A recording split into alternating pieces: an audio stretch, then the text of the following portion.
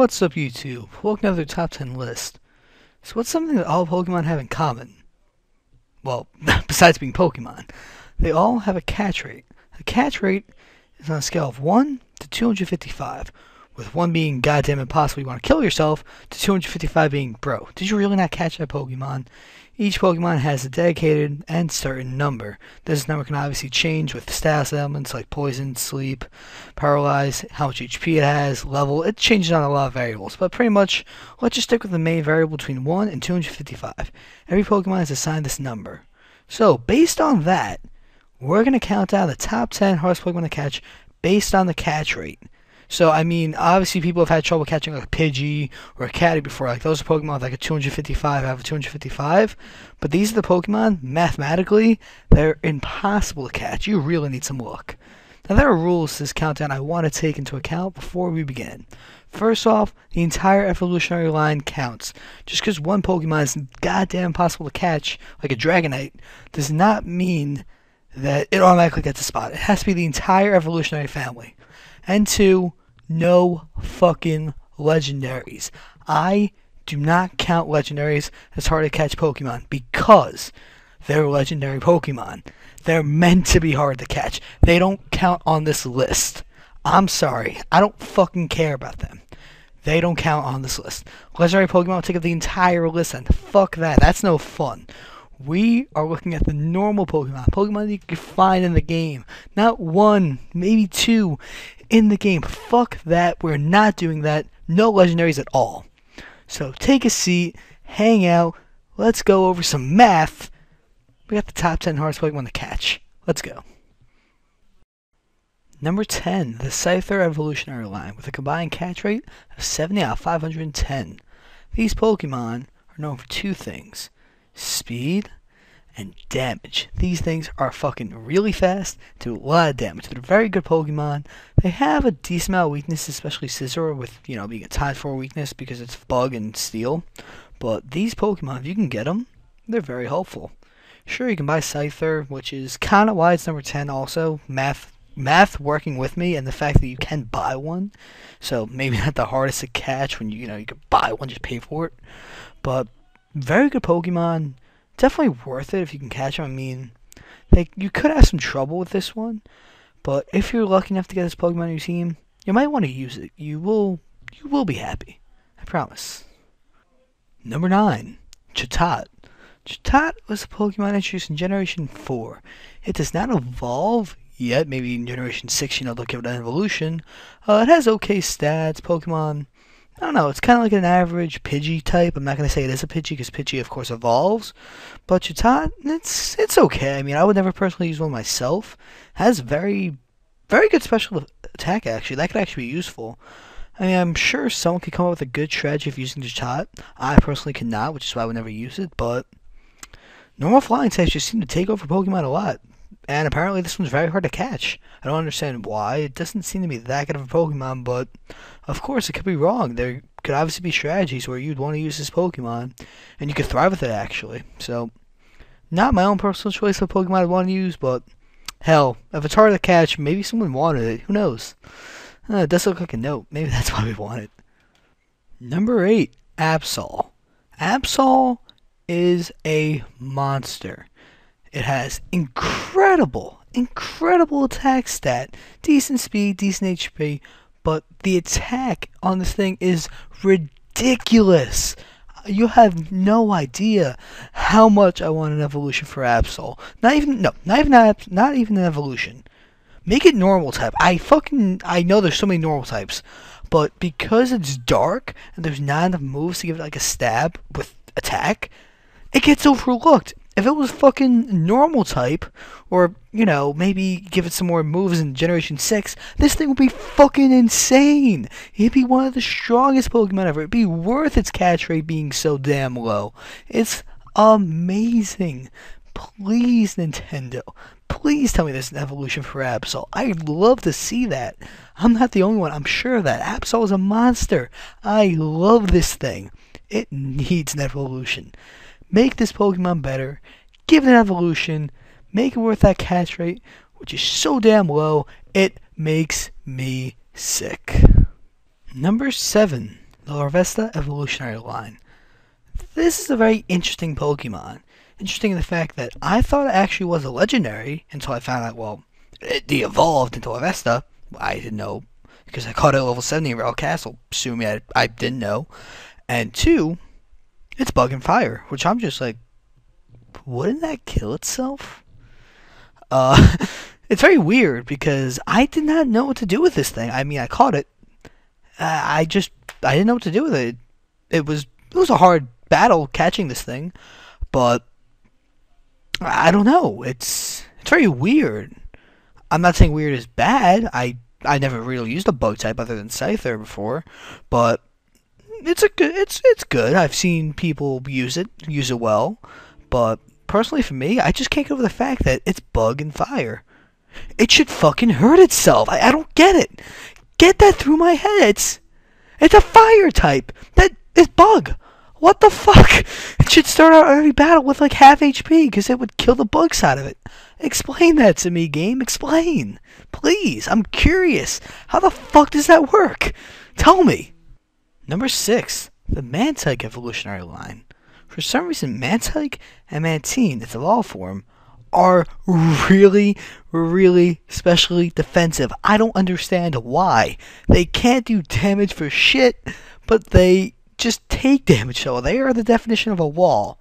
Well, a fish wall, but it's a wall anyway. Well, I never liked walls personally. Of course, well, I like doing damage. I don't like being smart and doing strategy. No, that's too smart for me. No, these Pokemon would be probably one of the best to deal with because Mantine and Mantine they're water type. They take everything well. I'm surprised. I would think you would see this more, but who knows? Maybe Mantine deserves more credit. Maybe Mantine should get an evolution, be a 3-stage evolution instead of 2. Who knows? We'll see what happens. While I cannot personally say how amazing this Pokemon is, I'm sure many of you guys can. Please let me know how this Pokemon actually performs in battle, and if it's worth using, I will actually consider it. I want to use new Pokemon, and this is always interesting to do. One of the great things is that there's so many Pokemon, so many teams, you guys can tell me, yo, this one's good, this one's bad, this one sucks. Why the fuck are you using that thing? You guys can help me out with that. So, let me know how Manseek and Mantine play. Number 5, Basculin. Okay, guys, let's do a little interactive game for people who play Generation 5. Raise your hand. You can do this if you want. If you've seen a Basculin before, and it's red. I raised my hand. Now raise your hand if you've seen a Basculin, and it was blue. My hand went up again. Also, Nintendo, there's something for that. It's called a fucking shiny Pokemon. What's wrong with you? Why'd you make 2 of the same Pokemon and make them both not shiny? I mean, of course they have their own shiny Pokemon, but why the fuck would you do 2 of them the same thing, the same Pokemon? What the fuck? What's the difference? I don't get it. Why would you do that? That just seems cruel. I caught it thinking I caught a shiny. Fuck that. I was wrong. I looked like an asshole. Why would you do that to us? That just seems cruel and unusual. And make it on top of that, they're hard to catch. Why? Why would you do that, you bastards? That's so smart and evil. I love it and hate it. I loathe it. I don't know. I have to make my own words to describe how much I love and hate this thing because it's so damn smart and evil and you tricky ass bastards. God damn. Number 4, Cryogonal. Now, I'm going to be honest with you guys. I hate ice types. I hate them so much. Wonder why? Because they're weak to fire, rock, fighting, and steel. 3 of those types are fucking common. Why would you make a type like that? God damn it. Now, Cryogonal may be the exception to this. Because, well, it's good. Very good special defense, very good special attack, and very good speed. Defense, it sucks. It's ice. What do you expect? Fucking you punch ice, it's gonna break. You attack ice with your mind, not so much, because, well, we don't have telekinesis yet. We'll work on that.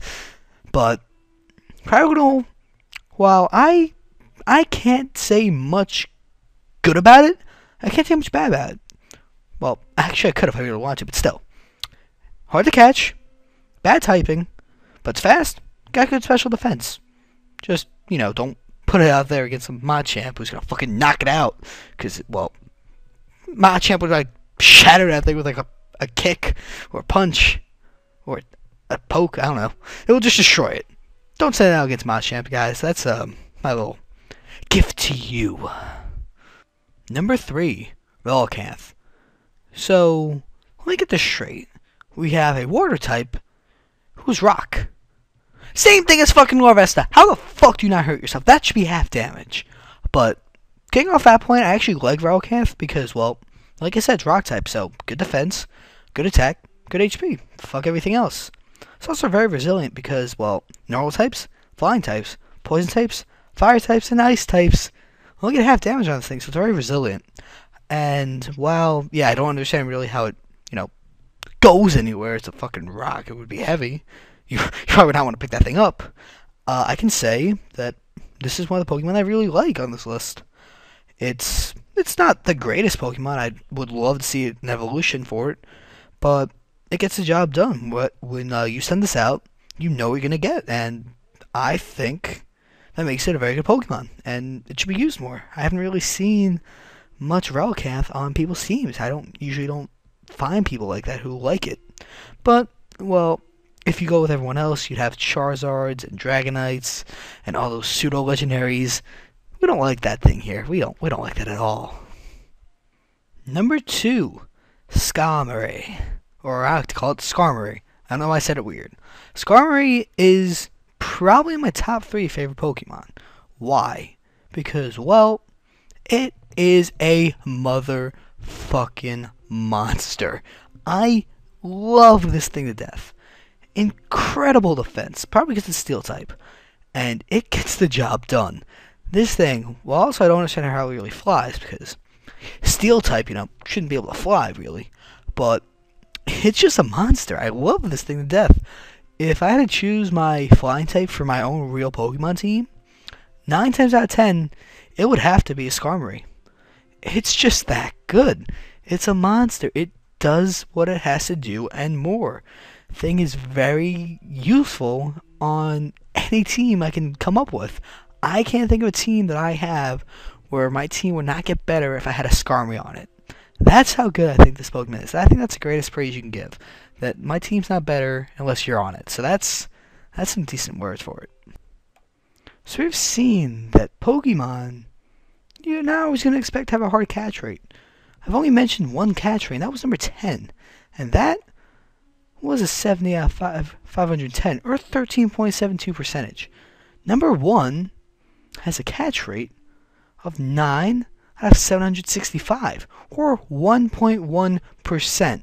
What Pokemon has 3 evolutions that all have a 3 out of 255 catch rate? Well, it is the Beldum family. That's right, Beldum, Mantine, and Metagross are the hardest Pokemon to catch, and it's not even close. This is ridiculous. 1.1 percentage. Skarmory, number 2, has a 9.8 percentage. That is fucking insane. Beldum, you are that hard to catch. People have so much trouble with you. Wanna why? You're the fucking hardest to catch in the game by far, excluding legendaries. Those don't count on this list. That is ridiculous. And you know what? It's worth it. Metagross is incredible. This thing cannot do anything wrong. Great stats across the board. Great typing. Great everything. It's ridiculous to see how it's not even close. They didn't even make it fair. If you can fucking catch a Metagross in like a randomizer or something with like a Pokeball, go buy yourself a fucking lottery ticket. Good job. You have caught the hardest Pokemon to catch based on math. Obviously there are exceptions to this rule, but for my money, the hardest Pokemon to catch is Beldum, Mantine, and Metagross. I will see you guys next time.